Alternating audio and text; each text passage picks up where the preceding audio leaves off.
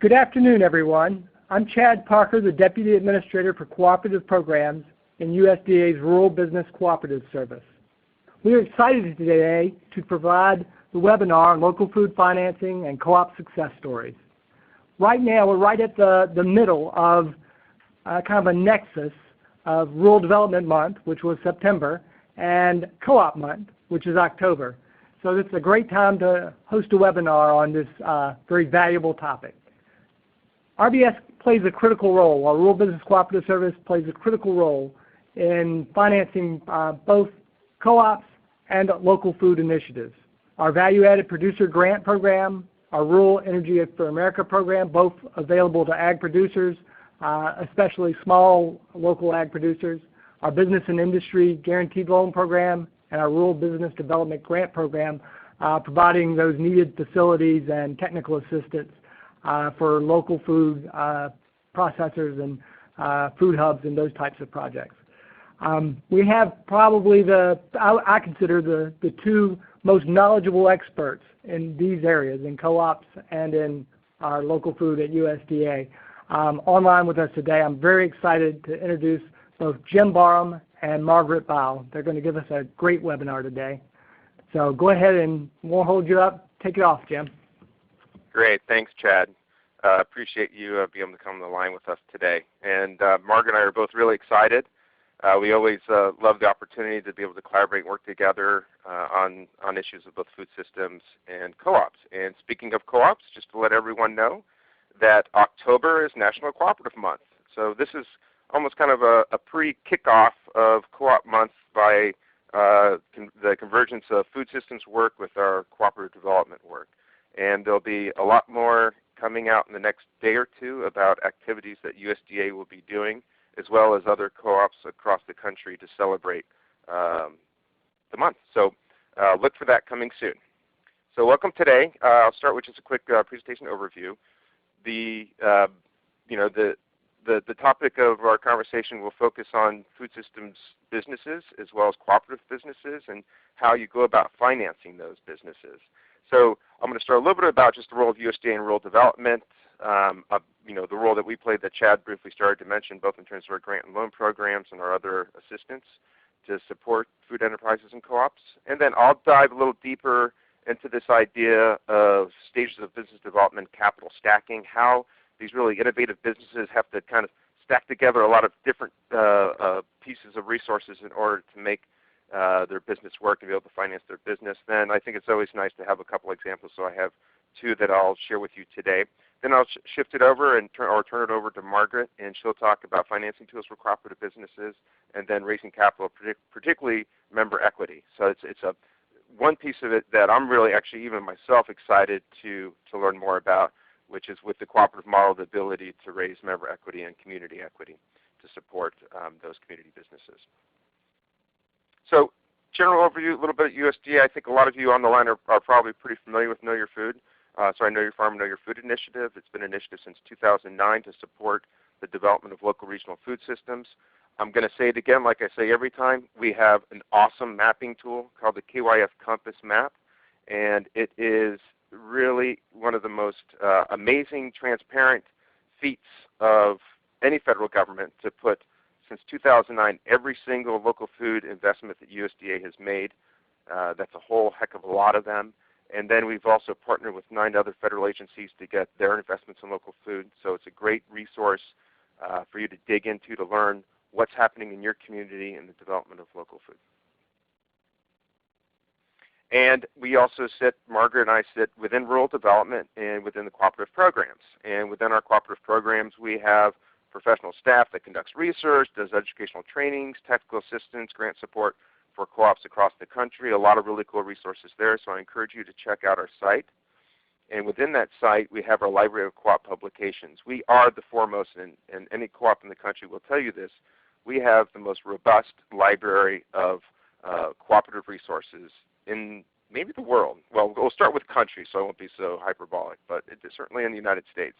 And so you can download all those for free. We also have many hard copies of those. So by all means, go check out our library of co-op resources.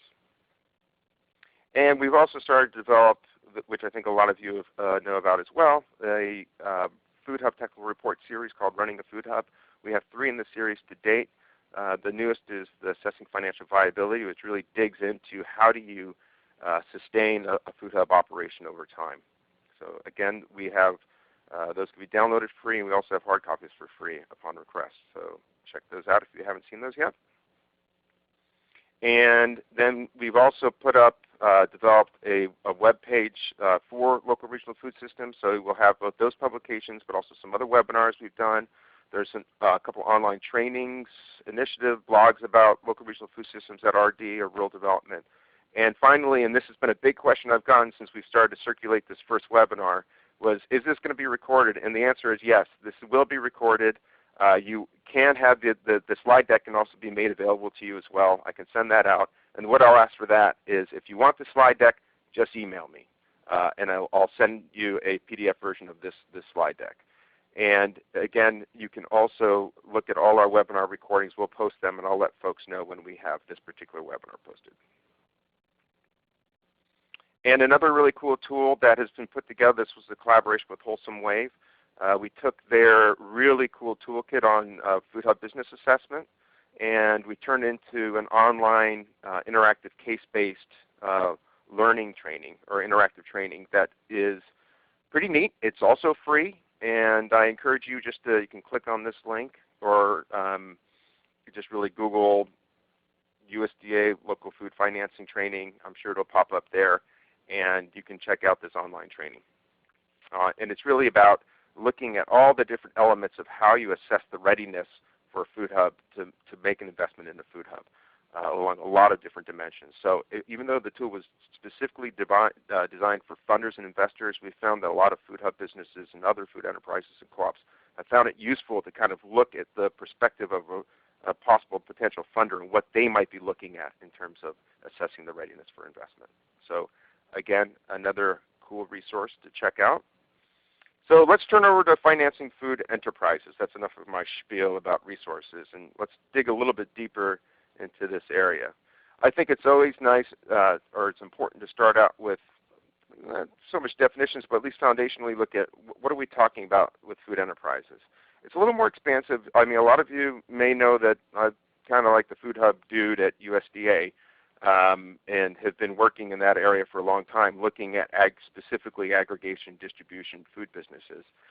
But when I talk about food, or when we talk about food enterprises, we're really talking all those activities in the middle of the supply chain. Not production, but everything after production and everything before it gets sold.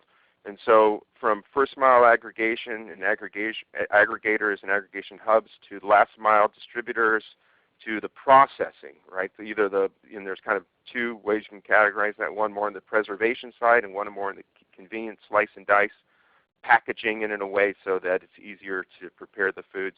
And then we have kind of these diversified markets that might combine a lot of these different things together. Might be, say, a multi-farm CSA, a little more production-oriented, but then they're marketing into a whole lot of different workplaces or institutions or what have you. So that's what we mean. All these types of enterprises that aren't necessarily the buyer, the end buyer, and aren't the producer, but everything in between.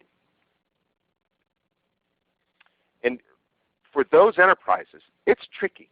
Middle of the supply chain enterprises are, let's be honest, they're in many cases low margin, high risk businesses.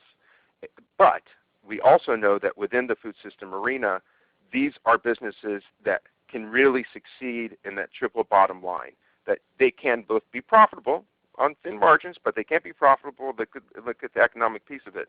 But the social impact is usually quite remarkable in terms of their ability to move a sizable amount of product through the supply chain from local regional producers into a good marketplace. So we look at the social, we also look at the environmental benefits, and we say these are things worth investing in, even though they are low margin, high risk businesses.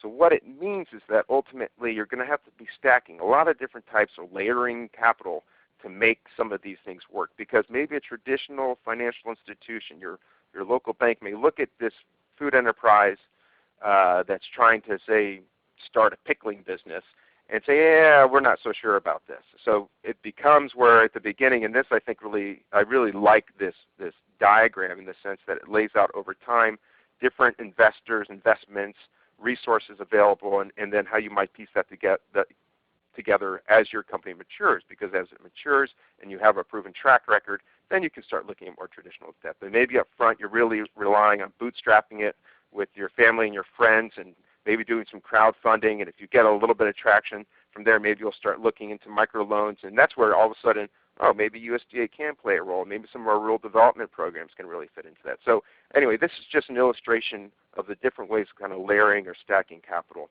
to ultimately finance your business. Now with USDA, we obviously do a lot of support all along the supply chain.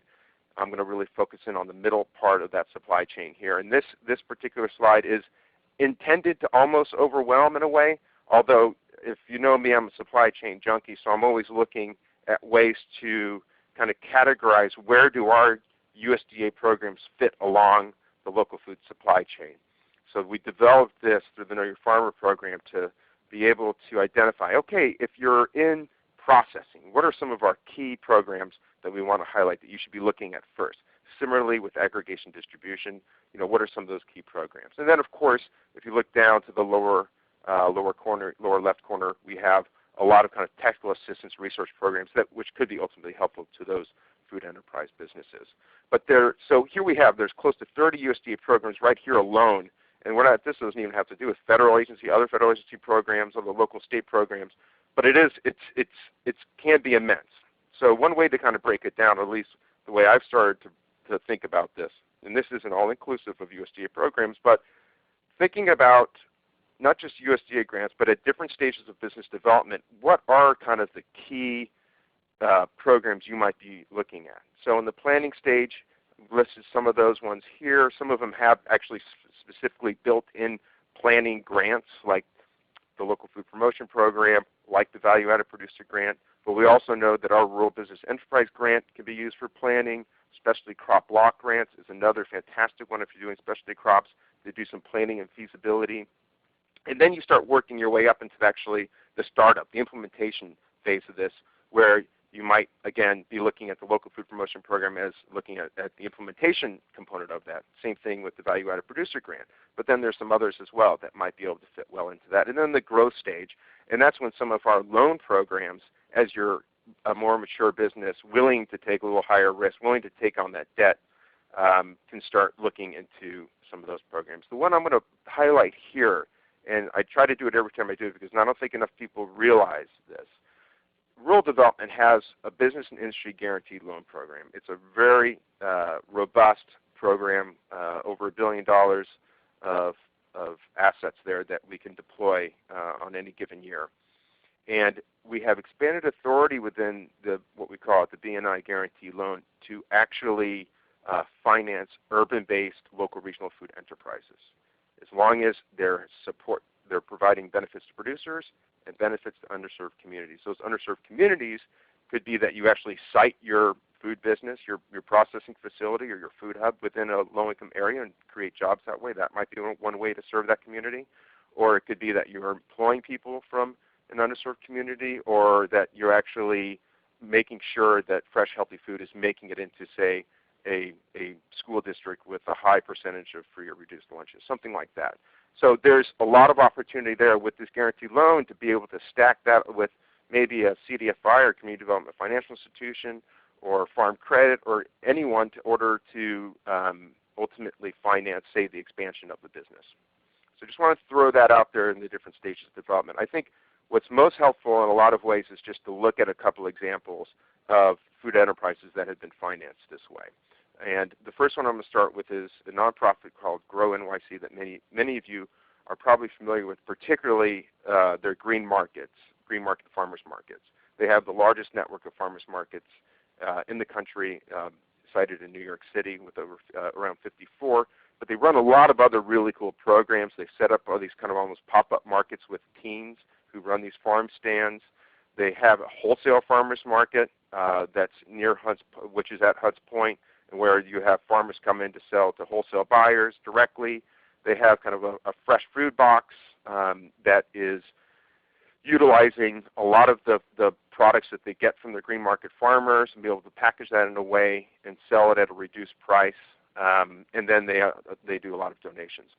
One of the other programs, the thing I'm going to focus on right here that they started in 2012 was actually a food hub called Green Market Co. And so this slide just helps to indicate a lot of the activities that ultimately go into this particular food hub. I'm not going to dive into all the intricacies of different types of food hubs, but in this case they would be a wholesale food hub model. They're getting their products from the field, they're getting packed, obviously they're getting aggregated together, palletized, and then ultimately broken down again and going into different market segments. One of their niche markets is the kind of smaller independent grocery stores, a lot of them that exist in New York City that aren't well serviced by larger distributors and can't get really good local fresh food. And then they have their wholesale program that a lot of the product is going through. And then even their youth markets and even their fresh box programs are getting these higher volume yields broken down and then ultimately serving a lot of their program areas. So they've kind of a quick snapshot of their business. 16 employees right now working with over 60 producers, 300 customers. You can see some of the breakdown there. I think that the growth trajectory of Green Market Co. is quite remarkable. And I have another example of a very similar trajectory. And I think they're both really excellent examples to show about how you layer different levels and different types of financing so that when you're ready to expand, you can do it quickly. So from $250,000 to projected $2.8 million for the end of this calendar year, pretty remarkable, with a strong focus on being able to serve lower to mid-income consumers. One of the things that was really important to them, and something I've often talked about with food hubs and food enterprises, is utilizing or making sure to take advantage of underutilized infrastructure. So in this case, they partnered with City Harvest, a food relief organization that had some excess warehouse space. So with getting themselves up and going and not having to pay some of that first storage costs was really helpful. Of course, it didn't take too long as their program expanded. They ended up leasing by going to their own warehouse and leasing 5,000 square feet. And that's serving their needs right now. I think a lot of you know when you look at the numbers, 3 to 4 million in projection sales, you're going to tap out a 5,000 square foot warehouse fairly quickly. But as some of you may have heard, I was all over the food hub stratosphere or whatever you would call it. New York State made a significant investment of $15 million to develop a 75,000 square foot facility at Hunts Point. It's not just for Green Market. For Green Market Co., I should say. They'll probably utilize about a third of that space, and then a lot of other businesses will be incubated there. Other food processors, food distributors, last mile distributors could all utilize the space, as well as farmers for just storage. There's a lot of farmers that come into New York City every day to go to the farmers market, and not having to schlep their stuff out every day would be a huge advantage. So anyway, this is a pretty remarkable turn of events for them to be able to be part of such a significant process or project. And how do you ultimately get there? Well, they really piecemealed a lot of this together. They actually used, back in the beginning, a USDA farmers market promotion program to test out the feasibility of wholesaling. Using their farmers market, the farmers markets who come in to can we create a wholesale market here? There seems to be a demand from buyers to, they don't, or whether you're a restaurant or you're a small retail grocery, you don't necessarily want to schlep over to the farmers market to buy your things from each farmer there. You'd rather have it aggregated. You want the convenience. You want maybe a lower price than you would be paying retail at farmers markets. And so they started to test this out using the farmers market, and they found some early success. And there also was what we call a HUFED, or Urban Food Enterprise Development Program, that we used to have, not anymore, that also was helpful to think about this wholesale idea. And then that was enough of kind of proof of concept that they ended up going and they were able to tap into some foundations, some philanthropy money to basically get themselves up and going, to be able to get a truck on the road, to hire up some staff, and to start working with moving product into retail, grocery, and other places. And then the expansion really began New York City came in with a small grant to help them with another truck purchase. And then we had the local food promotion program, which allowed them really to take on that working capital and expand their market opportunities. And then from there, they just kind of grew organically. They didn't need a whole lot more from there. The revenue generating through the food hub was able to sustain their operation through their final kind of expansion phase. And now they're ready. You know, they were able to make a fantastic case for the state of New York that not only is Green Market Code, but New York City is ready for a significant food hub facility. And now they're still about, I think, about $5 million they need to raise, but they're looking for, you know, a 2018, 2019 opening of this new facility. And trust me, all eyes are on watching. So pretty interesting. The other example is Wisconsin Food Hub Cooperative, and I chose this one particularly because this is also going to be my transition slides into Margaret and the work that she does with co-op financing. So again, another little business snapshot. They actually started around the same time. They incorporated as a co-op and officially started their business in 2013. Today they have 39 producer members, about $2.6 million in gross projected sales for 2016. Again, pretty darn impressive over just a couple of years to grow this quickly. And again, I'll show you some of the reasons for that. They sell over 60 different fresh vegetables, and then I think this is a nice quote here just about the value of food hubs for the producers as well as the consumers. This is one of the members of the Wisconsin Farmers Union shared some of their data with us that in their tracking of the Wisconsin Food Hub Cooperative. And again, this kind of gives you a sense of their growth over a short period of time from 11 members and 400,000 sales to 39 members and 2.6 million. The thing I really like to hear is the bottom of the slide. And you know, it's for two farmers, and certainly these two farmers may have had other wholesale markets that they left in order to work directly with Wisconsin Food Hub. But to go from a farm A from 22,000 to 358,000 is just remarkable, as well as this organic farmer. You know, we'll have to dig in deeper to see how much of an actual net revenue increase it was for these farmers, but still I think that's impressive in its own right. So how did they do it? They started back in 2011. Dane County put in some money, and they got a grant from HUD, that's Housing and Urban Development, yes, HUD, who actually are getting more and more involved in food systems work, so they're another agency to check out. They used to have a program called Sustainable Communities. That was a planning grant for about $75,000.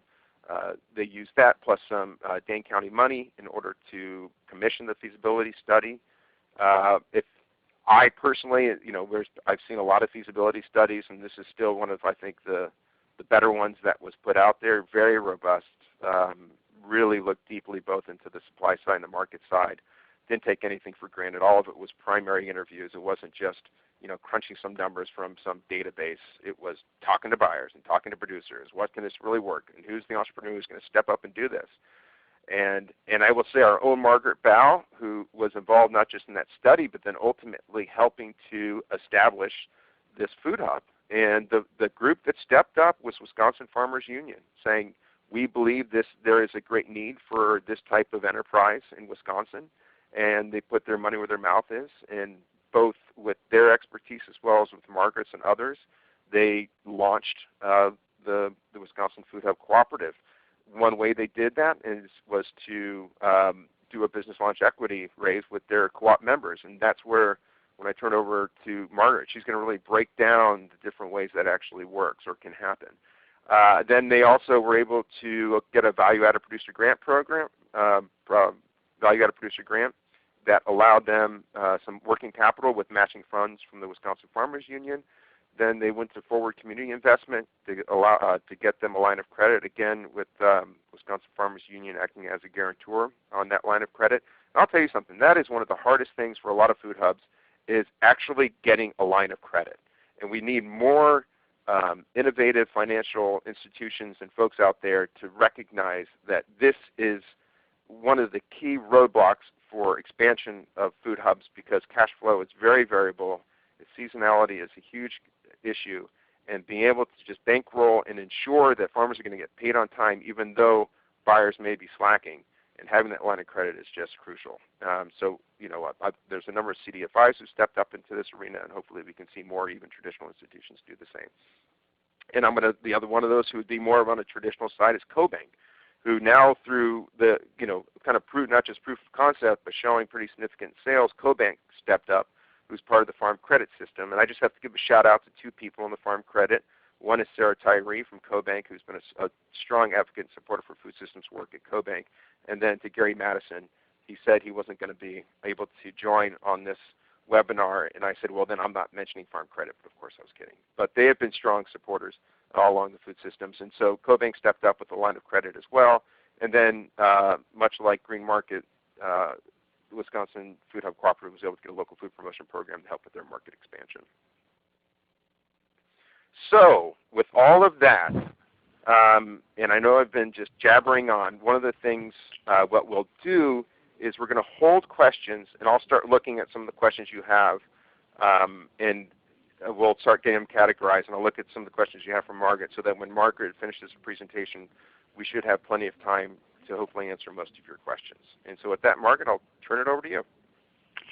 Oh, thank you, Jim. Thank you very much. And that was very informative. It's been a pleasure to work with you, Jim, and all the expertise that you've been bringing about local foods and becoming the Food Hub guru for us at USDA. It's been a pleasure, and thank you for sharing this information. And thank you for sharing those two examples. And yes, I can go into a little more detail about the Wisconsin Food Hub Cooperative.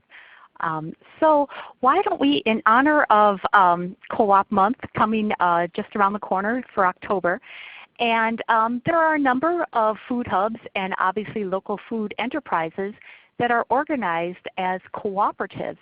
And if your enterprise, if you're thinking about organizing a local food enterprise, you might actually want to take a look at the cooperative model for a number of reasons, one of which may include some financing options that we have open to ourselves in the co-op realm. So just to touch base so that we're all on the same page, just wanted to briefly share a definition of what exactly is a co-op. What am I talking about? A cooperative is a business, but it's a business that is owned and democratically controlled by the people that will use the services of that business. So there are three hallmarks to it. It's member-owned, it's controlled, one member, one vote, regardless of how much business you are doing through the cooperative and regardless of how much you have invested in the cooperative. And then the benefits go back to the member owners based on how much you've used the cooperative. So three hallmarks: owner controlled, and benefits going back to the member owners.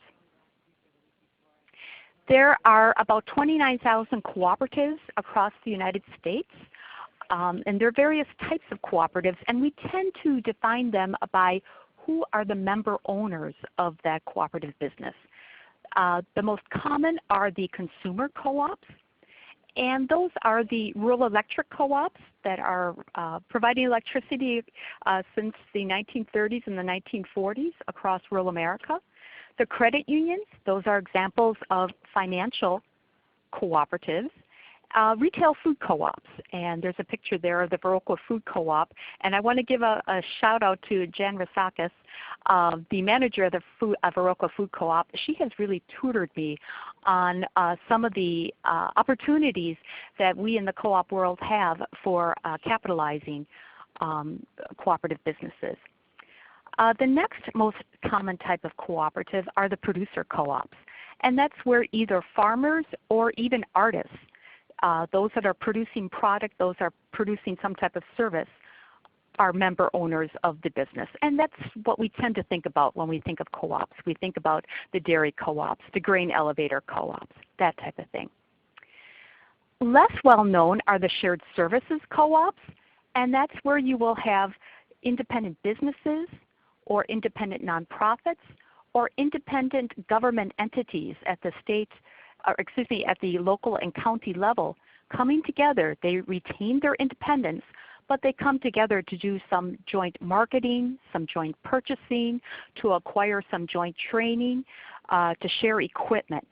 For instance, I have a picture of Ace Hardware, True Value Hardware, Do It Best Hardware. Those are not franchises. Interestingly enough, those are cooperatives, independent businesses that have voluntarily joined together into a cooperative to have a national advertising campaign, to do some joint marketing, some joint distribution, some joint acquisition of a product and services. And it's been able to allow independent mom and pop stores be able to compete with the big boxes out there. The next type of cooperative are the worker co-ops, and that's where employees of a business are the co-owners. This is a relatively small segment of the co-op universe in the United States. There's about 300 to 400 co-ops, but it is a rapidly growing and a lot of excitement going on with the worker co-op. So it's a segment that is really worth diving into, learning a little bit more about. And then a relatively new type of co-op are what we call the multi-stakeholder co-ops. And in the United States, we traditionally have had just a co-op of a group of producers or just a co-op of a group of consumers. And it had been assumed that consumers would want the highest price possible, or excuse me, the lowest price possible, and producers would want the highest price possible for their goods, and that you couldn't have those two competing interests within one business. Well, we know from the credit unions, they do it all the time. They have people that are putting money into the credit union, and they also have people borrowing within the credit union. So they've been able to figure out how to have competing interests within the same business. It's become increasingly used. It's actually quite popular in Europe and into Quebec, and it's just becoming used especially in the local food arena here in the United States. And the Wisconsin Food Hub Cooperative is an example of a multi-stakeholder co-op, as well as one called the Fifth Season Cooperative in southwest Wisconsin, which I was also involved in. That actually has 6 membership classes. Very interesting co-op. So just some basic background, different types of cooperatives defined by who are the member owners of it. There are 7 principles that worldwide co-ops strive to meet. And this is important for this discussion about financing. And I've highlighted 2 in particular of the 7 co-op principles. Democratic member control, one member, one vote. It's one of the wonderful opportunities we have in our economy for democratic participation. And then autonomy and independence. That cooperatives truly are independent businesses, and regardless of how much investors have put into it, regardless of what's going on with other institutions, that cooperatives can maintain their independence and they can conduct business on their own terms. I'm also going to share with you co-op values. Also, co-ops strive to meet these. And if you look at it, it really transcends political boundaries or political ideology. If you look at those cooperative values, there's self-help, self-responsibility, but there's also equality, equity, and solidarity. Some might say some of those are more conservative, some of them are more progressive values. It's all in there. It's really, co-ops reflect the values of the member owners. So that's something to think about. But then for the discussion about financing, the ethical values of honesty, openness, and transparency, along with social responsibility and caring for others. And one of the co-op principles that was highlighted, ongoing education, training, and information. Because these are businesses that are being co-owned by the member owners, there needs to be ongoing training in how to understand what's going on within the business, also understanding the basic financials of that business. So cooperatives need to provide ongoing training to their members so that they're able to take a look at the financial statement, understand what's going on, be informed, and make informed decisions. So that's very important, especially when we talk about financing and the implications for financing. So how do you capitalize a business while remaining true to those co-op principles and values, especially when we're interested in that desire for democratic member control and autonomy and independence? What that means is that the member owners are going to have to step up and participate economically as well, member economic participation. This is why it's so critical for cooperatives to have active engagement by the members, not only in their time and their talent, but also their financial resources as well, if you want to remain independent. So what that translates into is that in the co-op sphere, there are a number of mechanisms that we have for funding, for capitalizing your cooperative. And I'm going to go through each one of these. The first one, the most very important one, is membership equity. And this is where every cooperative requires some type of initial equity payment within the cooperative. And that oftentimes it's called membership equity or common stock, perhaps membership stock or voting stock. It varies from cooperative to cooperative of how much investment members need to make. It can be payable in full, or some co-ops have decided to allow for installments over time. For instance, with the worker co-ops, some of the worker co-ops will actually have hourly withholding until you reach a certain point where you meet the full equity requirement. And then in some cases, if there's a sizable membership equity, individuals that desire to become members of that cooperative can actually take out a personal loan and use that loan amount to purchase their membership equity. This is common within housing cooperatives. For some cooperatives, this may be a one-time thing. It could also be ongoing or even annual. It really depends on the financial needs of the cooperative. I would really stress to avoid calling this a membership fee. A fee implies that it's revenue to the cooperative. It's not it wouldn't be called equity. And a fee has some tax implications. You certainly want to put it in a different spot in your financial statements, not putting it into the revenue lines at whatsoever. So the big question often is, well, what should the membership equity requirement be for your cooperative? Well, with any cooperative business, you'll first want to do a feasibility study, and that's a broad stroke look at what's going on in the market, who are the potential competitors, what slice of it that you can take on, all those details. And then you would do a follow-up of a business plan to talk about specifically what your business is going to do, what the management is going to look at, what the financials are going to look like. So after you've done the feasibility study and business plan, for instance, if your business needs about $500,000 to capitalize it, if you've got 10 members, you could just do the math. 500,000 divided by 10 members, each one pays $50,000. Boom, you've been capitalized. And that is done in housing cooperatives especially. But for local foods, that may not be realistic. So then you need to start thinking about what's a reasonable amount for the membership.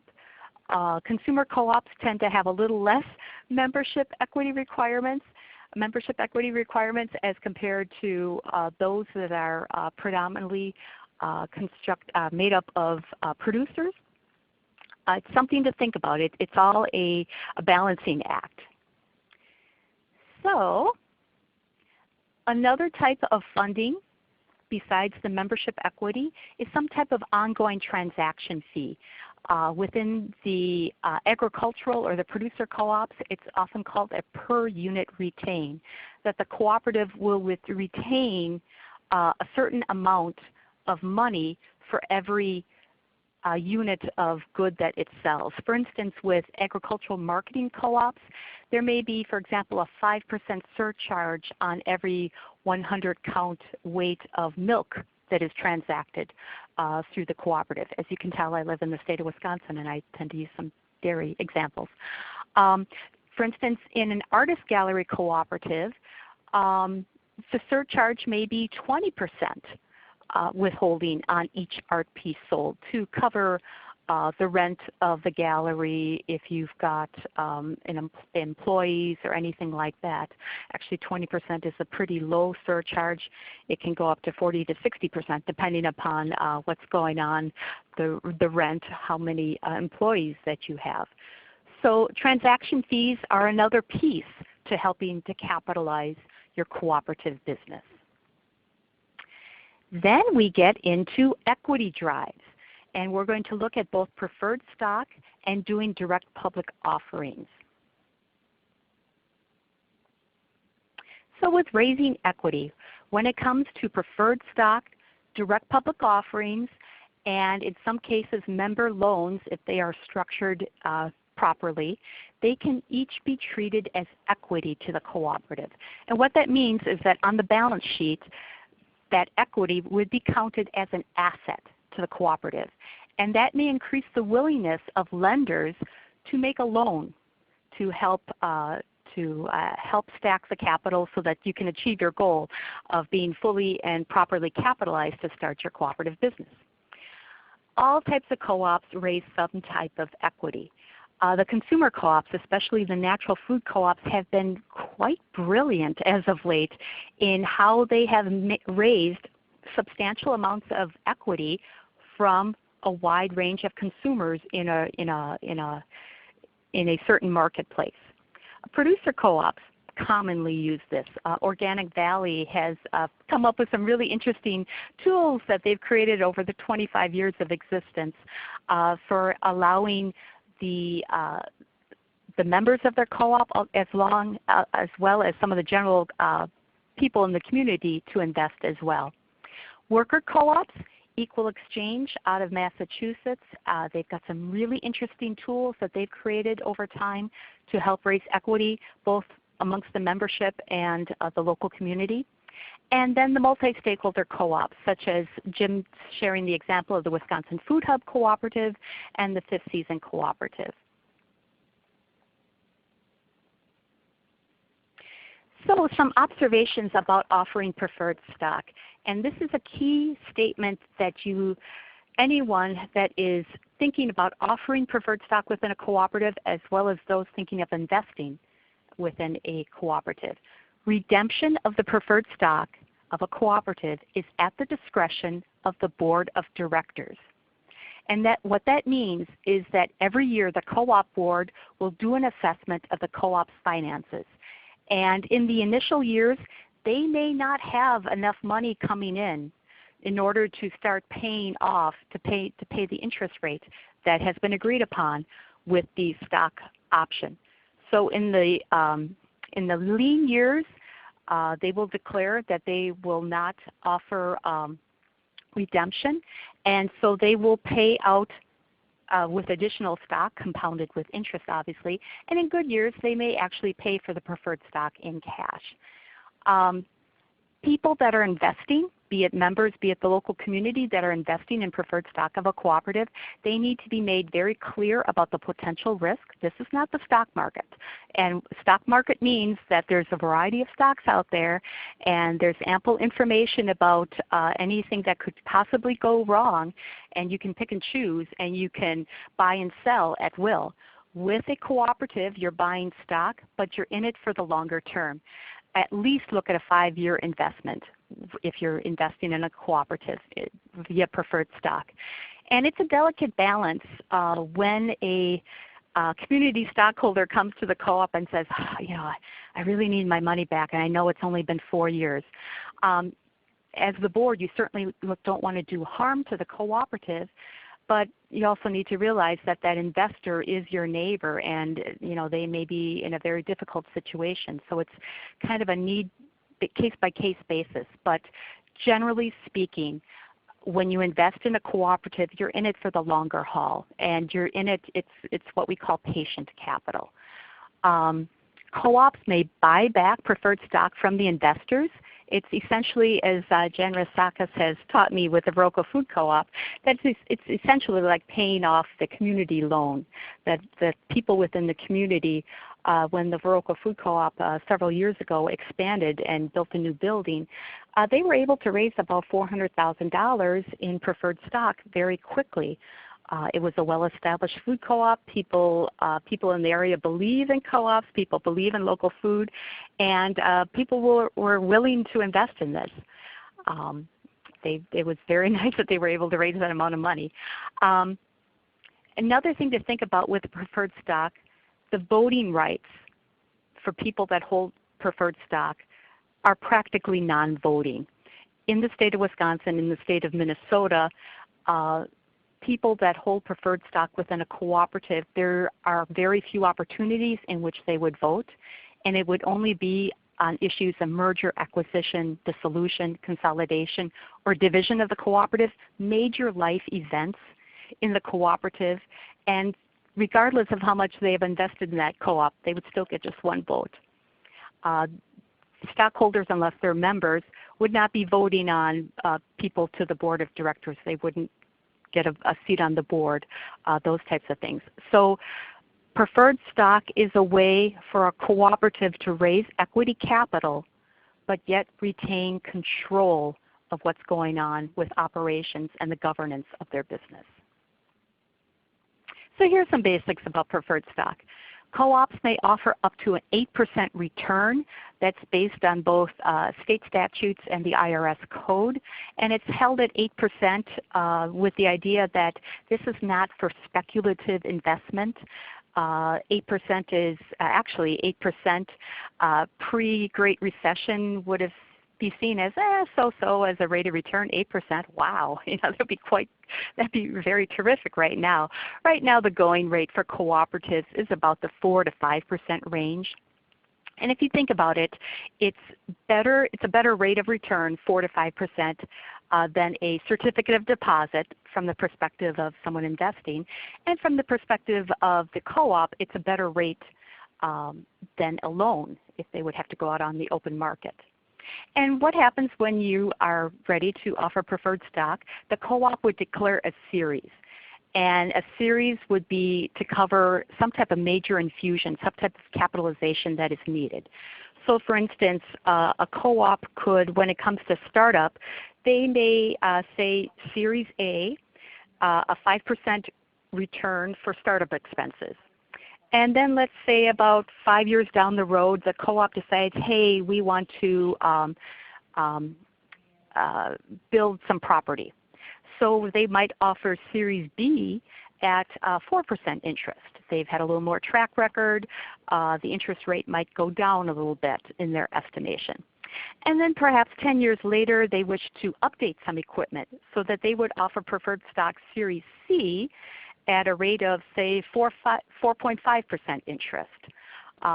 It's the board that gets to decide what is the interest rate, what are the terms of the series, but it's very important to always state it is redemption of preferred stock is at the discretion of the board of directors.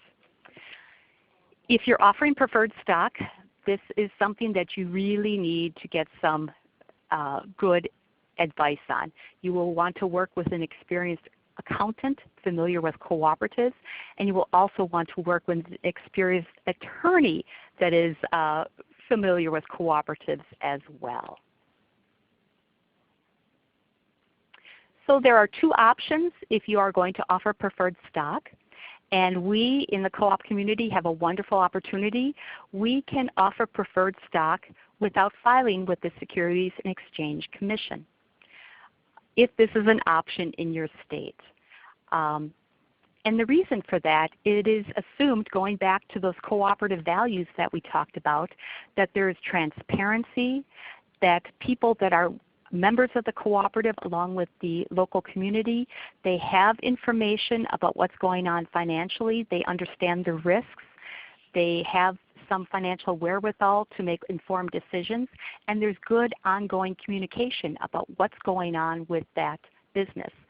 The reason that the Securities and Exchange Commission was created, very, very broad stroke overview, is that back in the 1930s, back in the 1920s, there were some abuses, and there were companies that were offering stock that were that it was quite a bit of risk, and a lot of people lost a lot of money. The Securities and Exchange Commission was created to help inform everyday people about the risks of investing in businesses. And so when you file with the Securities and Exchange Commission, you have to state every single thing that could possibly go wrong with your business. With a cooperative, it's assumed that the members, the people that are investing that are either members or with the local community. They're well aware of what's going on with that business. They're well educated, and they can make informed decisions without having the intervention of the Securities and Exchange Commission. There are several states that offer this opportunity to offer preferred stock with being SEC exempt. Wisconsin and Minnesota are two of those. I may offer that Wisconsin and Minnesota have very solid, well-established co-op laws, and other people that have co-ops in other parts of the country, they can certainly incorporate in Wisconsin and Minnesota and operate in your home state so that you can offer preferred stock and other opportunities like that. Another option open to you is to actually file with the Securities and Exchange Commission in order to make this more widely available to the public. If you are Securities and Exchange exempt, you are not able to advertise. It's supposed to be held privately, and you're not supposed to cross state boundaries. If you file with the Securities and Exchange Commission, you're doing it widely. You can advertise. You can cross state boundaries.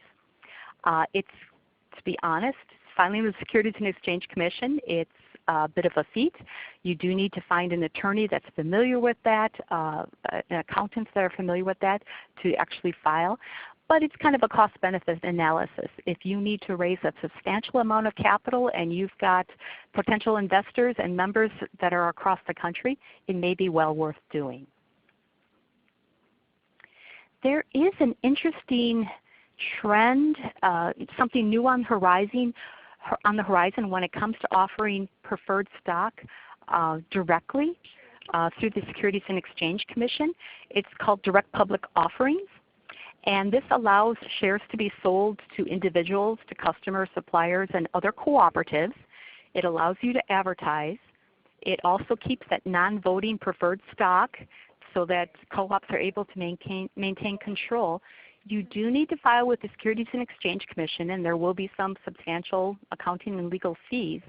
Under this, the way this is done, it's done within one state or perhaps a couple of states that you would that your attorney would file with.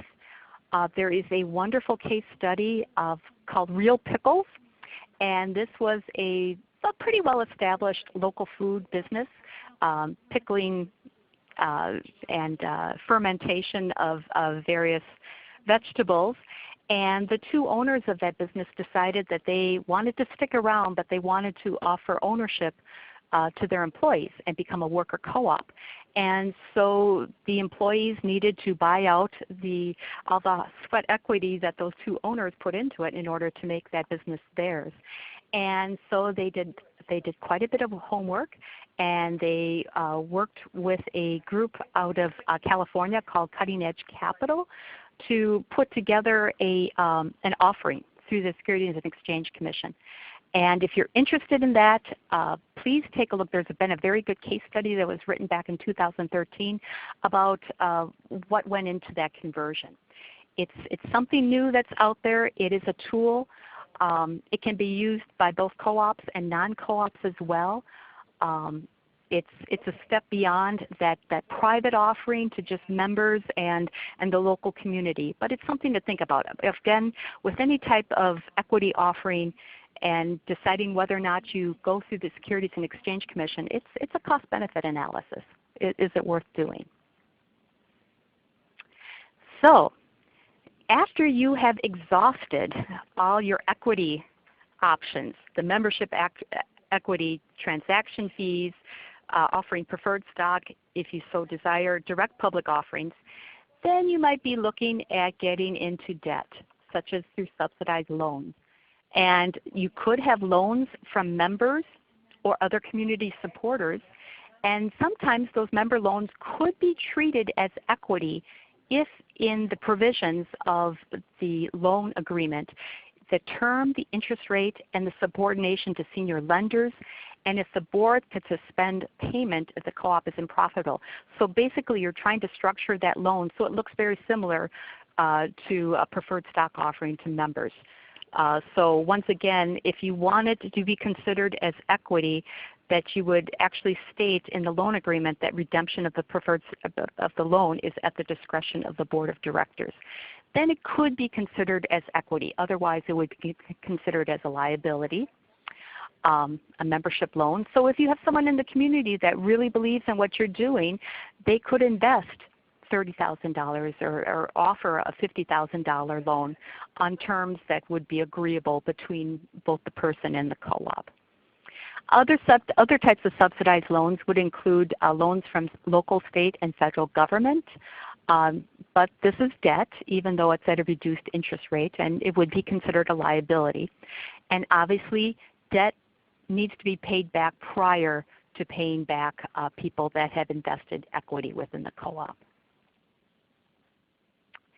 And then after you have exhausted all your opportunities with subsidized loans, then you're going to have to take a look at commercial rate loans.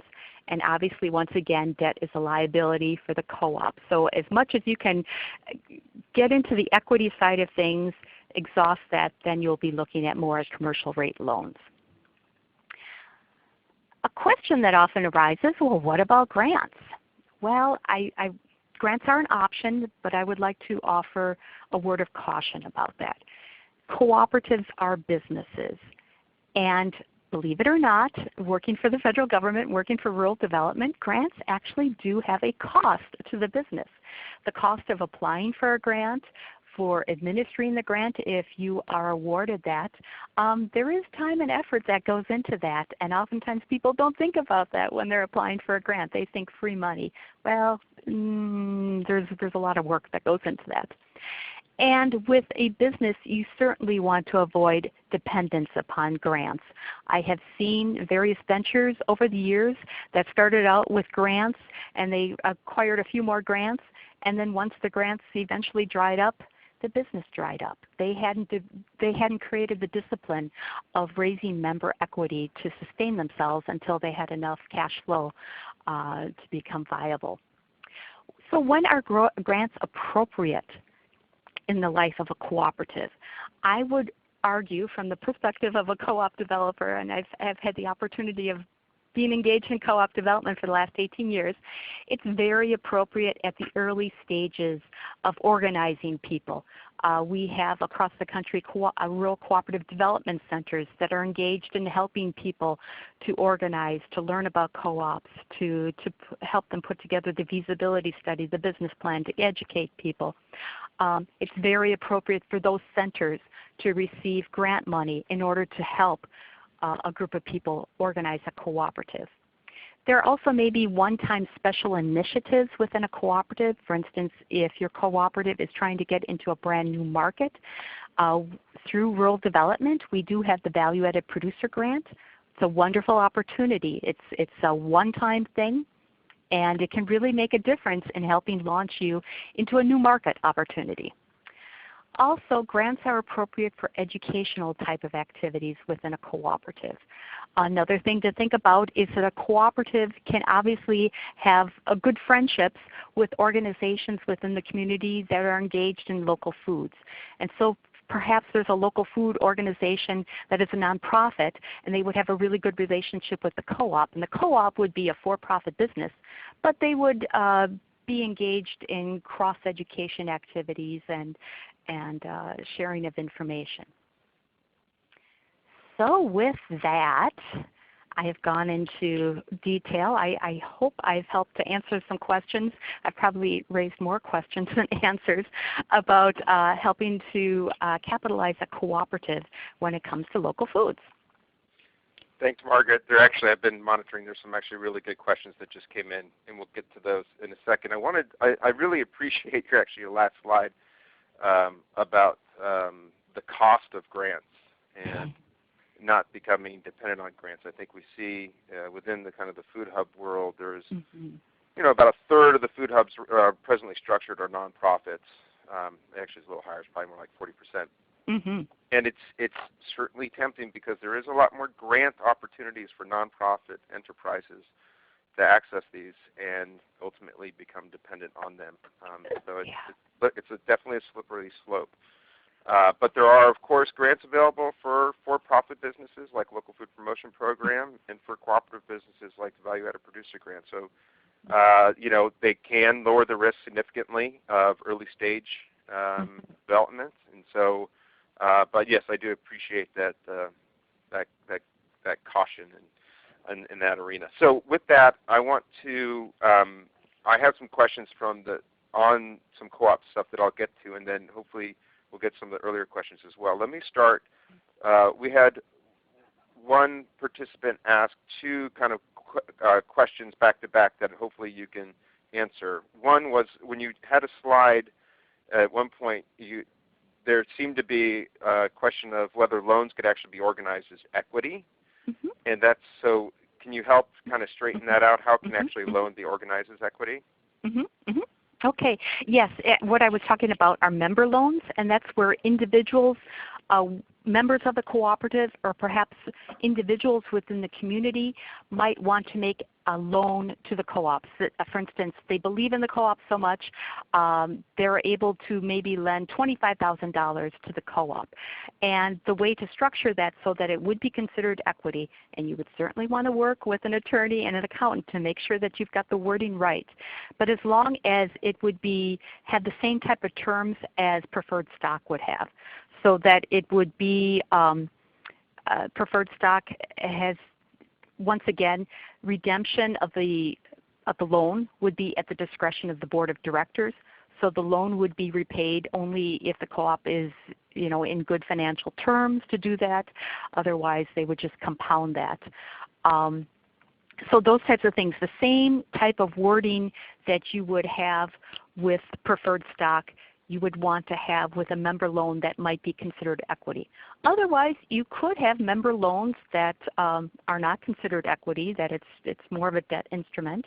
And if, for instance, if the member wants to make a loan and they want a higher interest rate than what's going on with the preferred stock within the co-op, they want it backed by a specific date, those types of things, then that would be considered a debt instrument. It's the way you structure it. No, that's great. That is helpful. And then the follow-up question, well, it's not a follow-up, but it's another question by the participant is, putting preferred stock option on website considered advertising? Oh, I'd be careful about it. This is where the advice of an attorney would be helpful. And I know there are two attorneys that are on the line here, Bill Stevenson and Thomas Beckett. I don't know if you want to take if you want to answer into the chat box, but boy, I would defer to an attorney that's familiar with preferred stock offerings. So this was a question I had because you mentioned, always wanting to make sure that, you talk to a co-op attorney and a co-op accountant. How do you even, I'm here in Virginia, I want to start a co-op. How do I even find those type of people? Do I just Google co-op attorney and hope for the best? Well, you could. I would recommend contacting a cooperative development center that serves your state. For instance, if you're in Virginia, there's an organization called Virginia Fairs. They have received from our agency the Rural Cooperative Development Grant, and they have people on staff that are quite familiar with these co-op statutes in your state, along with they've got in their minds they have an idea of who are some attorneys that are familiar with co-ops and do a pretty good job.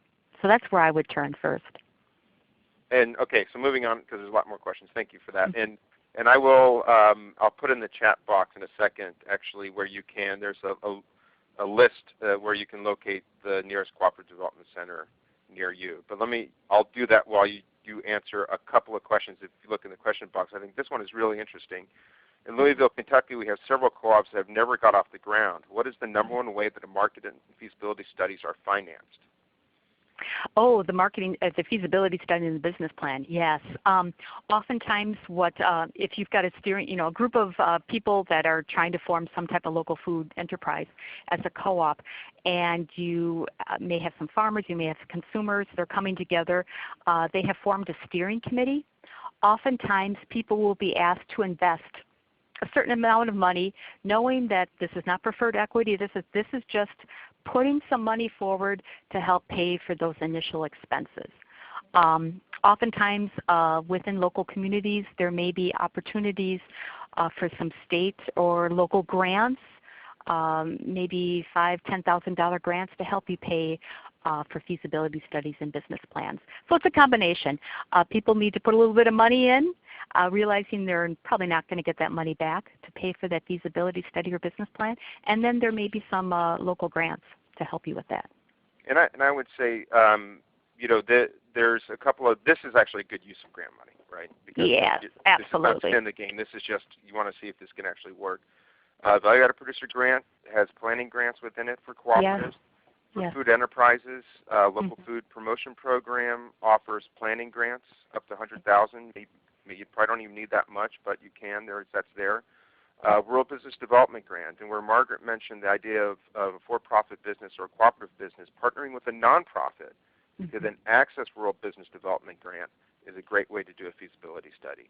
If you're looking at specialty crops, a specialty crop block grant is another great one to do work on feasibility studies. So the money is out there. And then, of course, this is also another wonderful thing for local philanthropy. Foundations, this is a good use of their funds to kind of test out the feasibility of a particular enterprise and look at what kind of impacts it could have on the community. So I think it's out there. You need to do a little digging. I'm not saying that it's easy to get this kind of money, but the resources are there. Right. Right. For Go instance, ahead. I just wanted to follow up, like with the Wisconsin Food Hub Cooperative, that was an illustration. There was the HUD money that came in, and the Dane County, which is the county where Madison, Wisconsin is located, they took that activity on, but then the Wisconsin Farmers Union stepped forward, and they saw great value in this for their members of their organization. So they put a little bit of money to refining that feasibility study and business plan.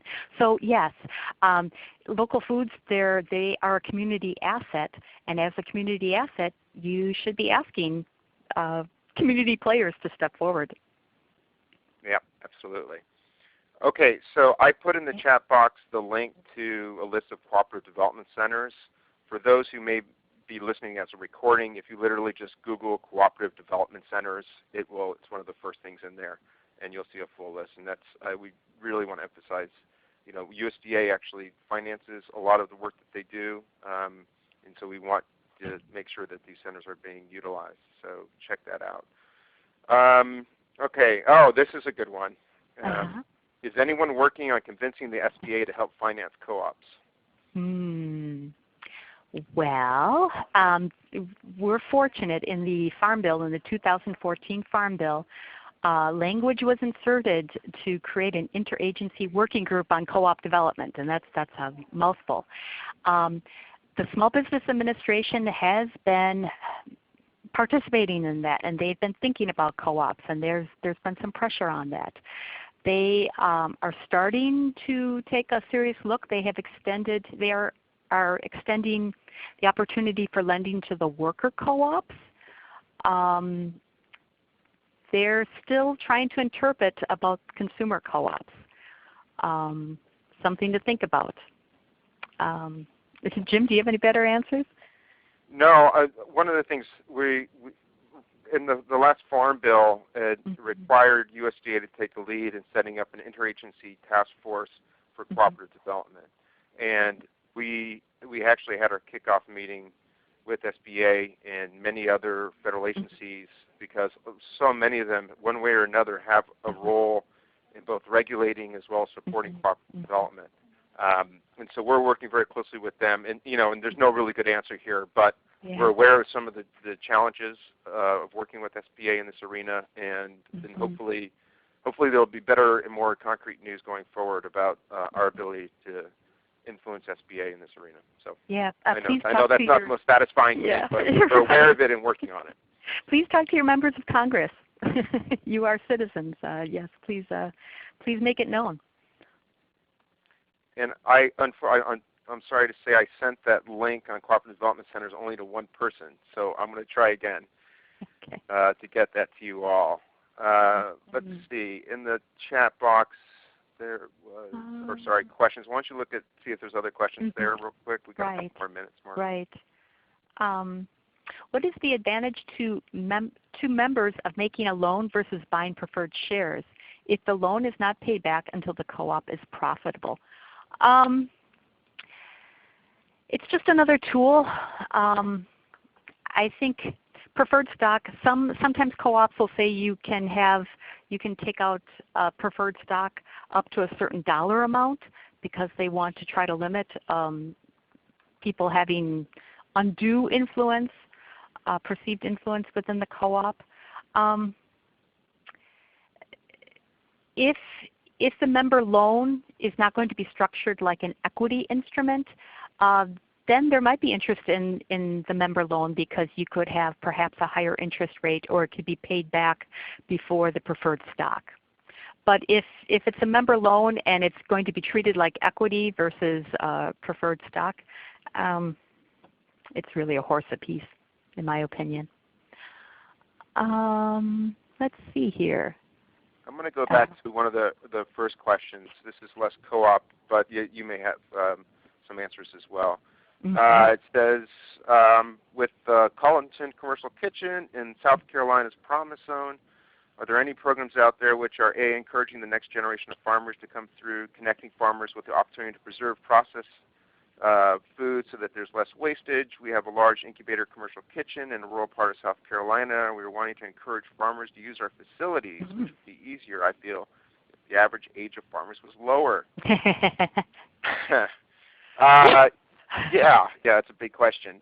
One thing I will say is we're all keenly aware of our farmers getting up into the years, and one of the things that we have really tried to do is make USDA a more inviting place for young or even folks interested in getting into farming. We have, I know this sounds pat, but we have a really incredible website that is kind of an entry point into USDA for new and beginning farmers that I think is really well structured. It has everything about what you need to know if you're getting into farming, resources for farm incubation programs where you can get access to land, expertise, knowledge, technical assistance, and then even as you get up and start as a farm, what are the resources available at USDA as well as with others to make sure that you ultimately will be successful. So again, just by Googling New Beginning Farmer Program USDA, that'll take you directly to that site. There is a lot of opportunities on the processing room. The Value-Added Producer Grant Program was set up for that particular purpose, to add value to the products, which can be done through marketing of locally grown products, but obviously through either preservation or transformation of products. Our Rural Business Development Grant is another one that is often utilized for those processes too, with a nonprofit taking on some of the capital investment of the equipment and then providing it to a for-profit business. Right. So again, there's resources out there. I would encourage you to look at even the kind of list of programs that I have on that one infographic under processing. Those are kind of our key programs to assist in that arena. Jim, there was a question here about what opportunities are available for people with disabilities. Yeah, you might have a better answer because I think there have been some co-ops that have specifically worked on that issue, or I'm not sure. Yeah, there's some interesting, people are kind of scratching their heads. There's interest in co-ops of returned veterans. So there's some interest in that. Within USDA, there are some point people actually working on that to try to pull together some resources. There are a number of initiatives, people with disabilities, especially with working in hoop houses, hydroponic tomatoes, that type of thing. in which it may be sponsored by a nonprofit, but they may have a co-op relationship, or they may be a multi-stakeholder co-op. I've worked with several multi-stakeholder co-ops of people living with mental illness. And due to the nature of mental illness, it would be very hard to sustain a business only of people living with mental illness. So in that co-op, we may have the majority of the workers, be it in a hydroponic type of situation, that are living with mental illness. But they have a membership class for friends, family and friends type of thing. And so people with some business experience would become a membership class, and they could actually serve on the board. And so you could have a board made up of, say, 70% people living with some type of disability and 30% people with some business experience, with lending a little more stability to the life of the co-op. There's a wonderful example in Penticton, British Columbia, that has done this. It's fascinating if you want to dive into a little bit more with disabilities, especially amongst mental illness and co-ops. And obviously with local foods, it's a very viable option for that type of work. So it's out there. It's opportunities abound. So it's exactly, we're a couple of minutes over our designated time here. So I'm going to go ahead and close it out. Here's my email and Margaret's email. If you would like this slide deck, a PDF version of this slide deck, go ahead and email me, and I will send it to you. If you have additional questions for either me or Margaret, by all means, shoot us an email, and we'll try to get back to you as soon as we can. And I would just like to say, on behalf of Margaret and myself, we've had a tremendous turnout today. At one point, over 160 folks on the webinar with us, and about 120 stuck around to the very end, which makes me very happy. Thank you. So thank you all for joining us today. And I just want to emphasize once again that October is National Co-op Month. We'll actually be running 6 webinars during the month on a whole variety of topics, and we will make sure we'll get that information out to you so that you can join us again. Margaret? Thank you, everyone. Thank you very much.